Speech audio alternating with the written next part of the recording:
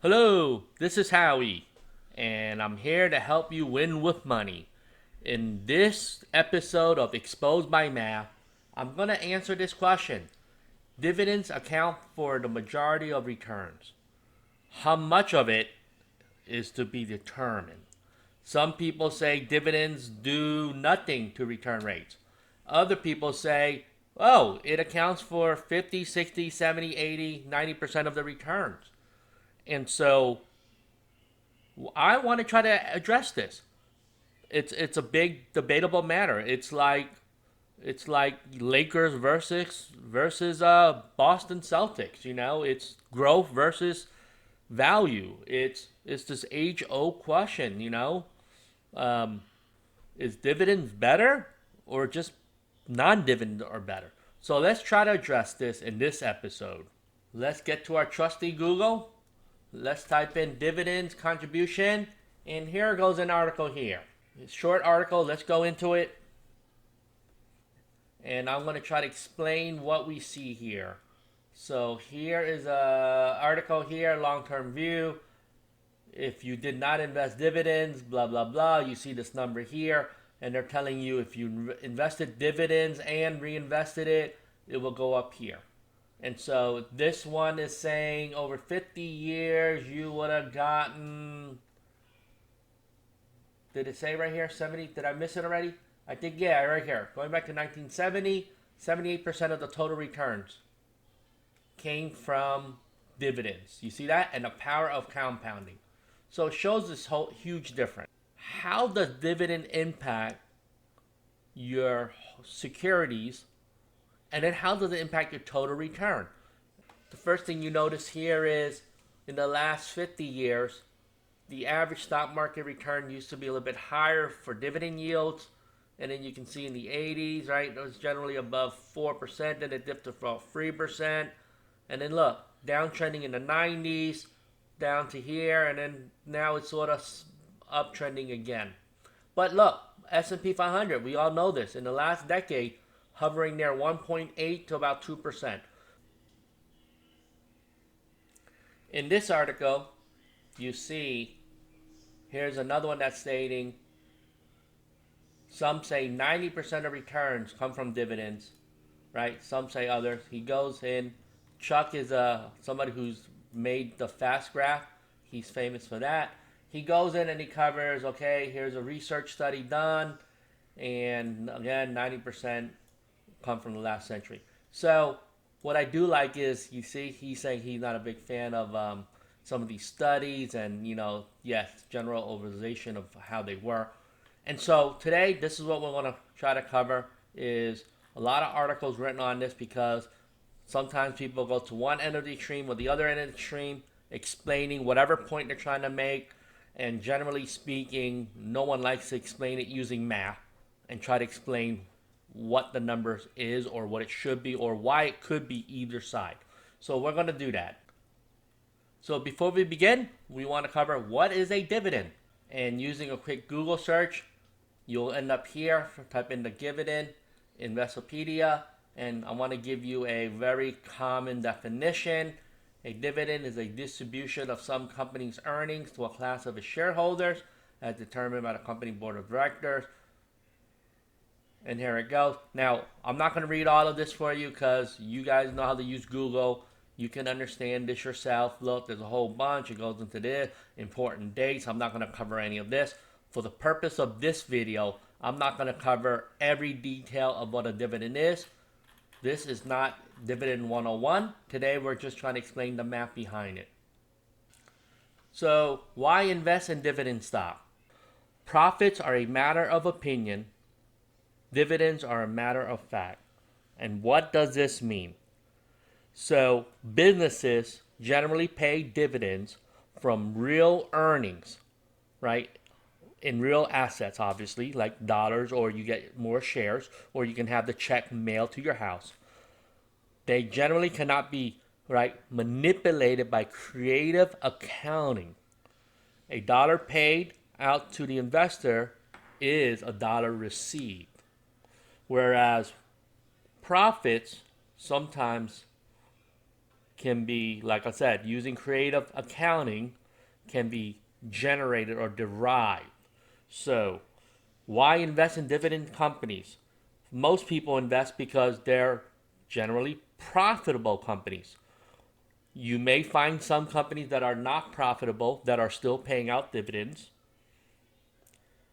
You generally want a company that is paying it out of ongoing operations and not from a war chest of cash. Now, a company like Apple could do both, right? If you got $180 billion in cash sitting in the bank, Apple can actually pay it out without selling a single iPhone this year or next year or the year after. So they don't have to pay it out from ongoing operations. They can pay it out from their cash. But in general, most companies pay it out from their ongoing operations. And generally, we pick companies that are still growing. And those are some of the reasons why we or people invest in dividend companies. The next thing we want to do is who invests in it? The type of investors, right? Traditional income investors, retirees, or income focused investors. And there's a lot of reasons for this. Think about what this means. I can live off of, I don't know, I'm going to make something up, $20,000 a year. And I have $1 million portfolio. If I invest it using a 4% yield, my $1 million portfolio can generate $40,000. If you're an income investor, you mail the $40,000 check to your house, paid in a form of dividends. And for the most part, if you're living off dividends, you really are not tracking whether your portfolio is $1 million today versus 1.1 million tomorrow or 942,000 the year after. The portfolio will fluctuate in total portfolio value, but your dividends may not. Now, we all know dividends can increase. At the same time, in 2020, dividends can decrease, and we see that. But in general, those are the traditional investors of dividend paying stock. But there's a new class. There's another group. There are people who love drips. That's what they used to call them. Dividend reinvestment plans, or DGI investors, which is dividend growth investors. And what they believe is a little bit different. What they believe is you can get market rate returns by owning anywhere from 10, 15, 20, or 25 different dividend paying companies. You still get, on average, market rate returns with less risk. And sometimes that's measured using beta. And so this concept is I can make more money investing in growing companies that pay a dividend, and over time, these type of companies will outperform the average stock market. Because when you buy an index fund or you buy a mutual fund, you're buying a basket of, let's say, 500 or 1,000 different companies, and there may be 400 or 500 mediocre companies in there that are underperforming, and the top performers are lifting the averages up. So there is that concept, and that's what a lot of investors sometimes try to do, is try to outperform the market by using a different method. And this is just one method. Now, this is the part you guys been waiting for. Everybody knows why they love the exposed by math. Because what? I'm going to show you using spreadsheets. So hang on tight. There's more to come. So the first thing my viewers will know is this is totally a different spreadsheet from what you guys are used to. So here I'm going to show you something a little bit different. I built this spreadsheet to compute a couple things. A starting amount, dividend yield, maybe I'll rename that just for you, right? How much you're getting from dividend, and security yield. And what this is like, how much return you're making on your money. And so here you go. I actually hid some columns because it goes up to 50 years, and you'll see it. Look, if I go on here, I unhid, I'm going to unhide some columns for you so you can see how I built this. You see that? They're there. We don't really need them because there's too much detail. But let me show you something. You see, you put the number 0, boom, everything goes away. Look, the formulas work. You put a $1, how much are you investing? And what it's saying is you started with 0, you add $1. Next year you have $1. You add another dollar. At the end of the year you have $2. You see that? So this will grow. You want to see what happens when you add a dividend? You add a number here and you see how it grows. You subtract it here. And then I did something interesting. I separated out the security return, right? So if the security made 8% return, that's how it grows. So you can see what I did. There's a dividend column here. I'm going to show you the math. Stock market return, first year. You see the return. There's a formula in here. Dividend earned is the amount, this value, the starting value, plus the new cash you put in, plus the return rate that you get for the dividend, which is here, right? And you get the formula. Then you get a running total dividend. So I'm going to keep a track of running totals. The value is how much, right? The gain of the stock market, which is the security return, is here. And then at the end of the year, what's the total value? So I add this value plus the dividend earned for that year. And I'm going to keep track of that. I did this model using 2 different ways. This is an alternate percentage model. You see that? And this one is 8% every year. And I wanted to show some of the math and the differences. So let's show you how you check the math. We got to scroll down to the one where it's the normal model. I'm just going to, whoops, that's too much. Let's just copy the first 20 year. You'll know if the model's working, if the numbers are working for the first 20 years or so. So this is the dividend model. We're going to swap this real quick. Grab the numbers here. And they match. You see that? So if I paste this here, and they should match. Okay, so that means these numbers are working. I don't need this anymore. So that means my formulas are right. So before we go on, I'm just gonna, if you're gonna build this yourself, total investing comes from this here. The yield comes from E2. Stock market return, I would like you to use this one every year. You use the blue here. Dividend is, right, you take your total plus the new investment times the dividend yield that you're going to get that year. Again, this is not factoring in compounding. Some companies pay quarterly dividends, some of them pay monthly dividends. Disney was weird, they pay twice a year. Then you do a running total. You see this, the running total adds up. And then the value, just show you how this works.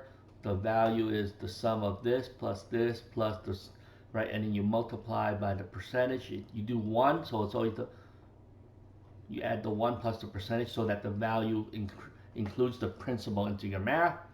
And then this one you do J plus I, right? That makes J plus the dividend, the current dividend. Here is the key. You got to use this type of formula. You want to subtract out the running total of dividends from the total value to see the numbers. And if you do this right, it's possible for the range of percentage to go from 0 to infinity in theory. So, and I'll show you what that means.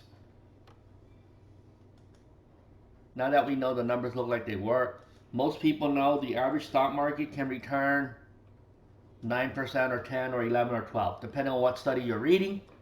So we'll use a 9% rate, $1,000 invested 9% a year. If you do this for, you see this, if you do this for 20 years, what it'll say is at the end of 20 years, you would have 25,000. And if you do for 30 years, you will have 148. And you see how it multiplies. Now, this is unrealistic. Most people are not going to invest for 80, 90 years. Look, so you're not going to get those type of returns. But I wanted to show you something. So now that you know this works, let's flop the numbers on this side real quick. Now, you're not going to get 9% yield on average, but I wanted to show you the math.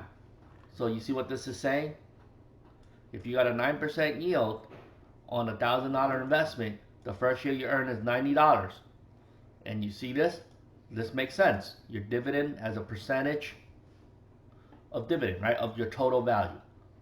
And each year it adds a little bit more than 9% because it compounds. So look, in this example, it only takes 14 years for you to earn 102%. The dividend, what you receive is, look, it's 14,360, which in total is more than 14 years of giving $1,000. And this is why you can have higher than 90%. And look, now this is sort of an unrealistic expectation. Most people are not going to buy dividend. You don't chase yields, because if you do, let me show you what you can invest in, but this is not what we're recommending. So here, and I'm going to punch this in as an example, Exxon today is paying 10% dividend yield, but that doesn't mean it's a good investment. Okay, I want to make sure I state this. I'm not endorsing Exxon. I'm not telling you to buy high yield stocks. That's another video. You don't pick stocks based on yield, or you shouldn't. Now, there are some businesses that are a little bit more stable, and you could pick it based on the yield. And I'm going to show you one example here. So this is one of the most popular for retirees. You see, you pick it because they want a stable 4 or 4.5% yield for a long time. This one happens to pay dividends monthly, but my point is, do not pick these things just because they have a yield or a high yield. You always got to make sure you do your due diligence. You don't pick stock, again, just because somebody recommended it on the internet. This is a little bit misleading. Energy Transfer is not paying, well, they used to pay 20%. They just announced distribution will be cut by 50%. So this yield now goes back to 10. Again, let me state this one more time. Please do not pick companies based on a yield. You want to pick a company that's growing, profitable, and will be around for 10 or 20 years or longer. So I'm not endorsing this either, but I wanted to show you what's out there in the stock market. Now that we're convinced the spreadsheet is working, let's model the most common thing. If the S&P is returning roughly 1.8% yield, okay, and let's just assume it's only returning 7% a year. This is what the model suggests $1,000 will look like if you invest in the S&P. And you see in the beginning, the dividend percentage is pretty small.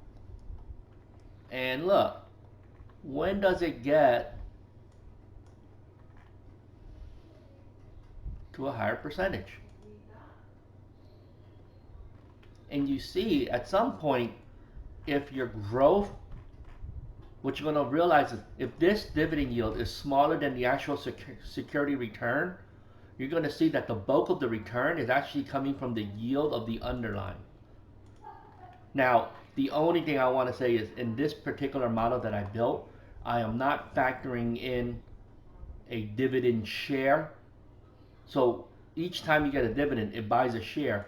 And sometimes what people do is they actually compute that share as part of the compounding growth that's part of the dividend growth. In this model, I didn't build it that way, but only for simplicity's sake. And I'll show you what I mean because I have real data to back it up. I have a model over here. Actually, this is not a model. This is real life data.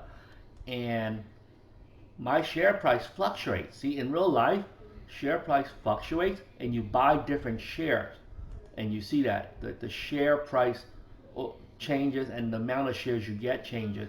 And this is why it's really hard to model, because if you want to factor it in, and I'll go over the math a little bit later as I walk through this example. So I'll show you back here.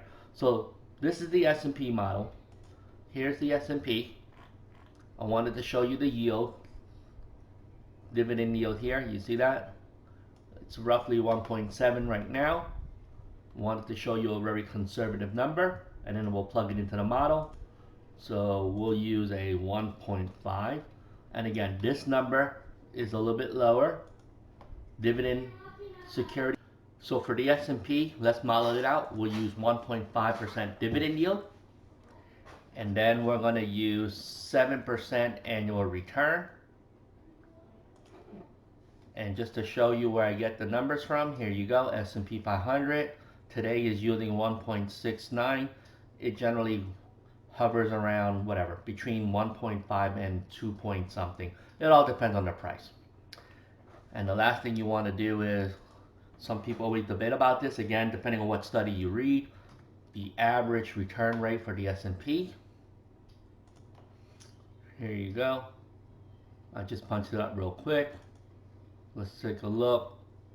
This one is a short one. I don't like using, oh, here it goes.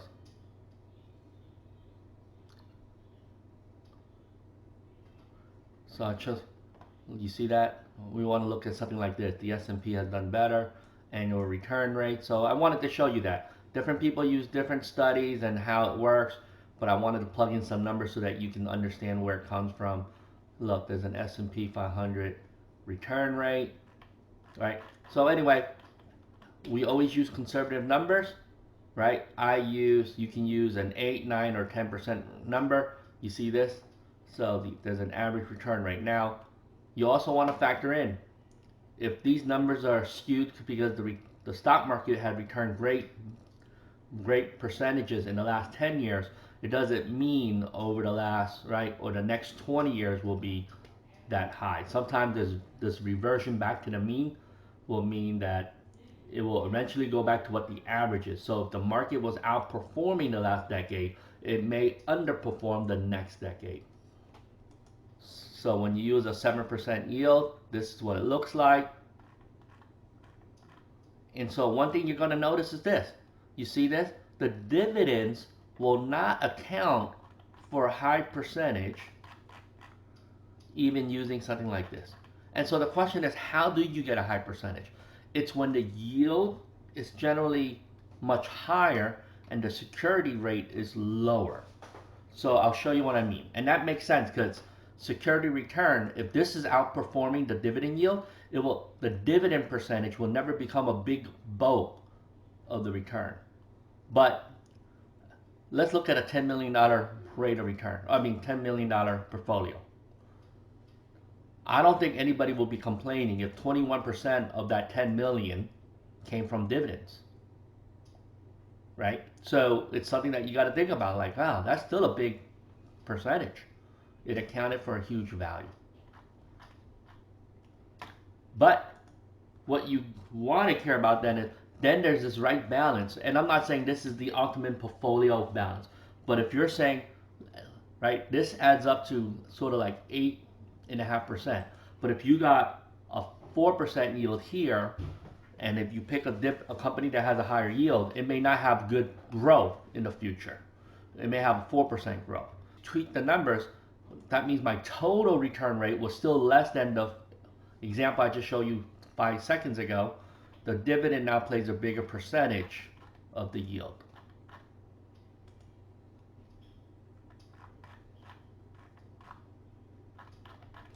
Let me just check something real quick. Okay, that makes sense, because if you use a smaller number here, then the numbers become above 100. You see that? So it is possible.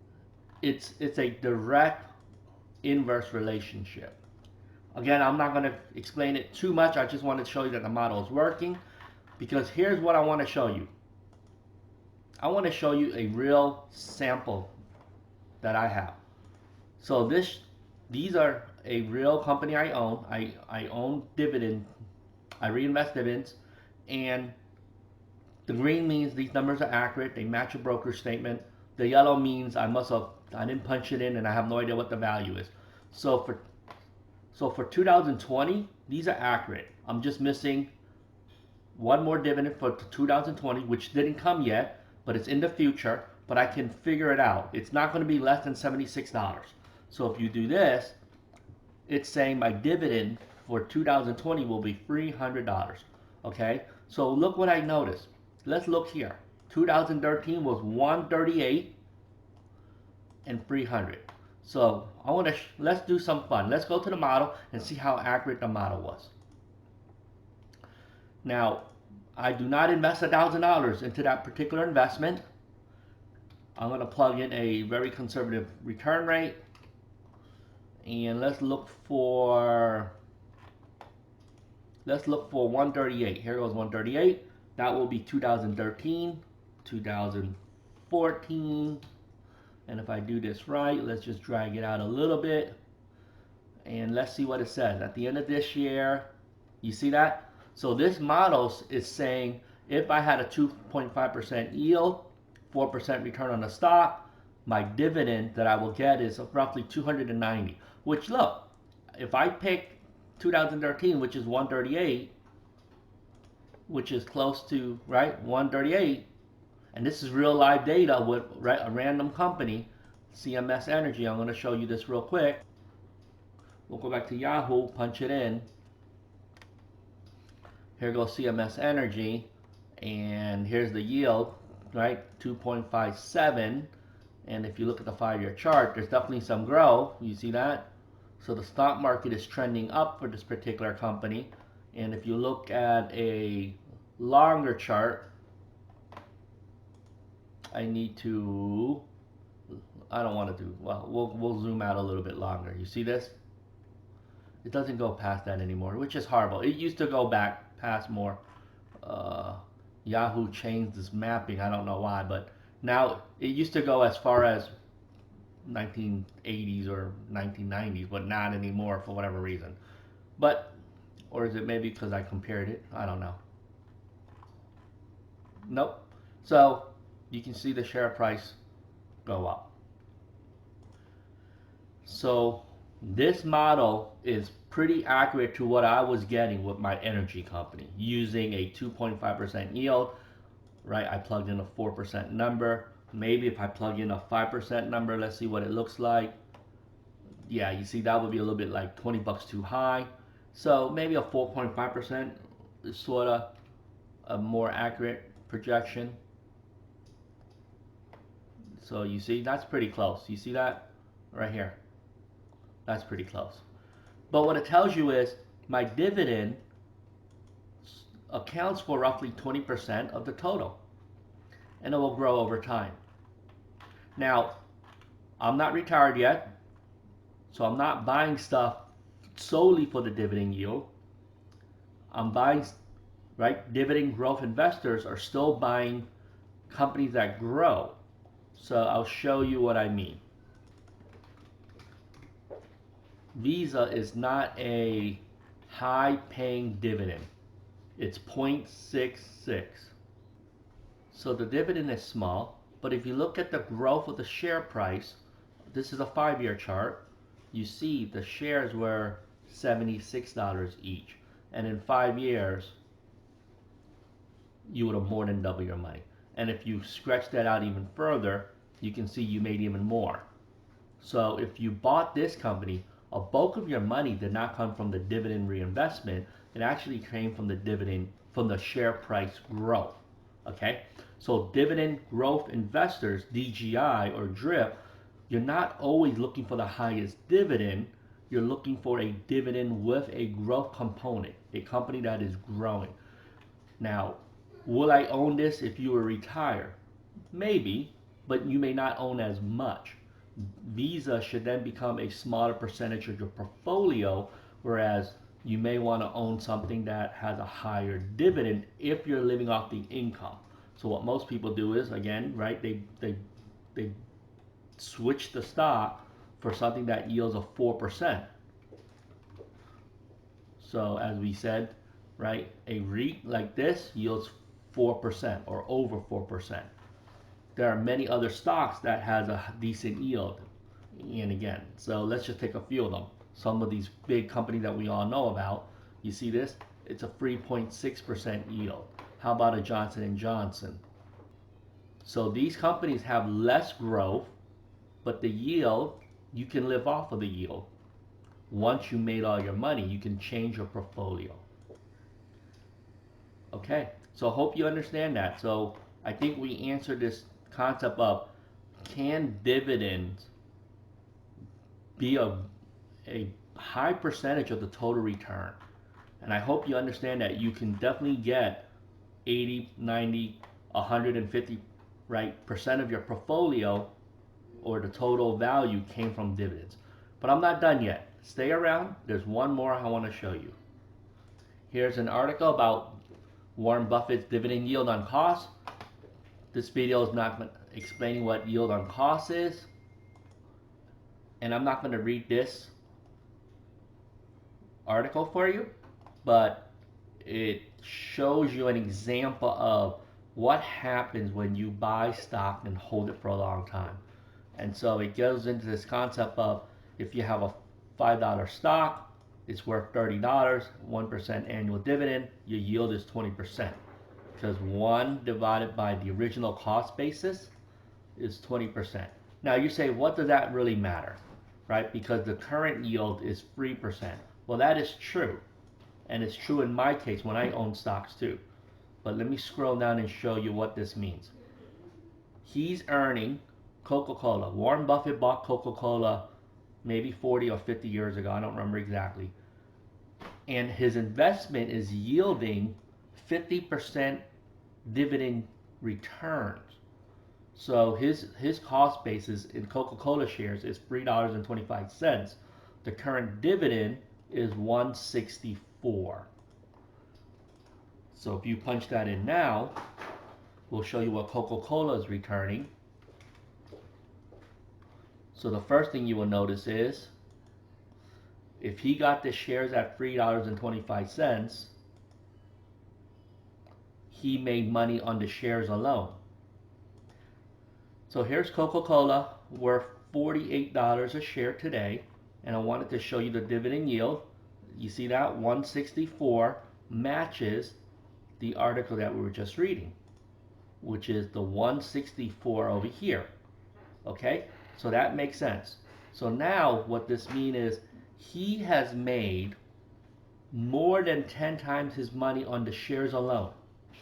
If your cost basis is $3 and change and the shares are worth 48, he made money on the tenfold of the stock. But he's not done. The dividend that is paying him today is $1.46, right? $1.64 per share. It's a 3% yield for me and you if you bought the shares today. But somebody who bought the shares 40 or 50 years ago, this article is explaining the concept of, but he's making 50% return on the original investment. Now, some people don't like yield on cost, and I'm not here to argue that.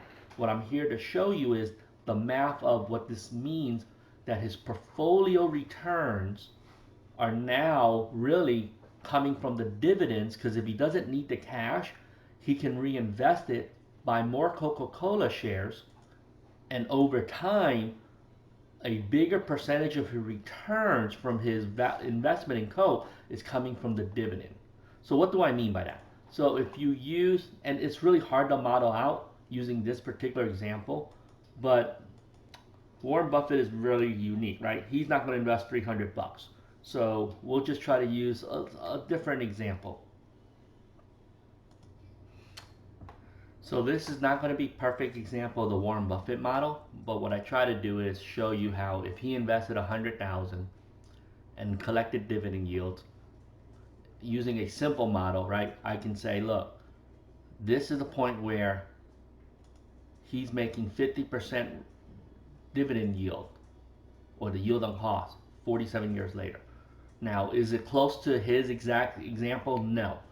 And there's many reasons why. I'm using a simple stock market return rate. That's this one number here gets filled in here. In real life, what happened with Coca-Cola was he made a much higher percentage rate of return on Coca-Cola in the early years of his investing. And what I mean by that is he made, like, let's say 10% return each year from 1980s through 1990s. And then let's say in the last 10 or 20 years, the return rate was actually closer to 1 or 2%, and the yield is greater than the secured return. So therefore, in his case, it does make sense of why he's having, right, a great dividend yield. But I was able to model it close enough. So in this, right, I'm using a simple one variable, 3%, for the whole life. And so in order to match his 50%, it would take me 47 years to get to this point. And you see, the dividends now account for 94% of the returns. And because he's not investing new money anymore, right? He will put a lump sum and he will buy 400 million, 500 million in a business, $1 billion in a business. And you see, your dividends can actually now grow much higher. And that's exactly what I wanted to show, that it is definitely possible. So it's not a myth. The articles are right. Will most of us experience this? Not likely. One is most people don't invest for 50 or 60 or 70 years, right? The other reason why is there are times where you may have an emergency in life where you need access to the cash and you sell shares off. And that's exactly what happened to me. I sold shares off. So I had shares, but if you look at my share count, look at this. I had, in 2009, I had way more shares and I sold shares off because I needed it to live off of it. And so these are some of the challenges we have in real life. Now back to the example with the CMS. I showed you I collected dividends from here, from 2013 all the way to today. So I want to show you what the share count looks like. If you scroll up like this, it says 35 shares, roughly, right? So if you put that in here, 35 shares, yeah, it will be about 35 shares, right? So if you put 35 shares in here, times the market price, let's figure out how much it actually cost me, the 35 shares. It cost me $1,577. So using this, these dividend that I received, when I added this up, that's the value that I received. Today's value is actually 28% higher because the share price actually moved up. Like the share, when I bought this 1.4 shares on 2014, I paid $28 for it. Today that share is worth $63. And so you can see how this compounding effect makes money by the share price moving up and the dividend moving up, right? The amount of dividend you receive moves up. So there's many different factors happening at the same time. So these are not really easy to understand I can't use a simple model to explain all the complexities of how this really works. And there's a lot of other stuff happening behind the scenes, right? Like in the most optimal math point of view, you actually don't want your shares to move up right away. So I know this sounds weird, but if I know I'm going to retire in 20 or 30 years, the best scenario is I want the shares to either go down now or stay flat now as I accumulate. Like let's say the first 5 or 10 years are accumulation. Then at some point you want the shares to move up towards when you need the money. Now no one can perfectly predict that, right? In a perfect scenario, it would be 19 years of flat where I accumulate for 19 years, and then the year I'm pulling it out next year, I need the stock then to double or triple, right? No one's going to ever do that perfectly. So in this example, you can see the share price is slowly moving up over the years. The most optimum is when the shares go down, and that's what happened in my case. You see how the share price went from $40 because there was a recession in 2009 and 2010. The share price dropped, and I'm still accumulating new shares, and now it's rebounding back up. So these are some of the reasons why when we use dollar cost averaging, and dividends is like a built-in hedge. You're buying shares 4 times a year in addition to whatever new money you're putting in. So hopefully you guys will enjoy that and understand it. That's a nugget, an extra nugget for you today. If you like what you see, don't forget to like and subscribe. Exposed by Math is one of my popular series that explains a lot of these concepts, and I try to show it through an Excel model so that you can build this on your own and mimic it or duplicate my spreadsheet so that you can understand how some of this impacts your particular portfolio also. As always, hope you enjoy, and I want you to have a profitable trading day. Bye-bye.